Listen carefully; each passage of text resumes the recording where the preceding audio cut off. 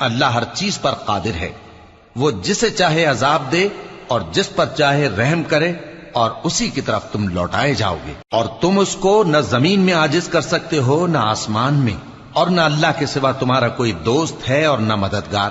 اور جن لوگوں نے اللہ کی آیتوں سے اور اس کے سامنے حاضر ہونے سے انکار کیا، وہ میری رحمت سے نا امید ہو گئے ہیں، اور ان کو درد دینے والا عذاب ہوگا۔ تو ان کی قوم کے لوگ جواب میں بولے تو یہ بولے کہ اسے مار ڈالو یا جلا دو، مگر اللہ نے ان کو آگ میں جلنے سے بچا لیا۔ جو لوگ ایمان رکھتے ہیں ان کے لیے اس میں نشانیاں ہیں۔ اور ابراہیم نے کہا کہ تم جو اللہ کو چھوڑ کر بتوں کو لے بیٹھے ہو تو دنیا کی زندگی میں باہم دوستی کے لیے، مگر پھر قیامت کے دن ایک دوسرے کی دوستی سے انکار کر دو گے اور ایک دوسرے پر لعنت بھیجو گے، اور تمہارا ٹھکانہ دوزخ ہوگا اور کوئی تمہارا مددگار نہ ہوگا۔ پس ان پر ایک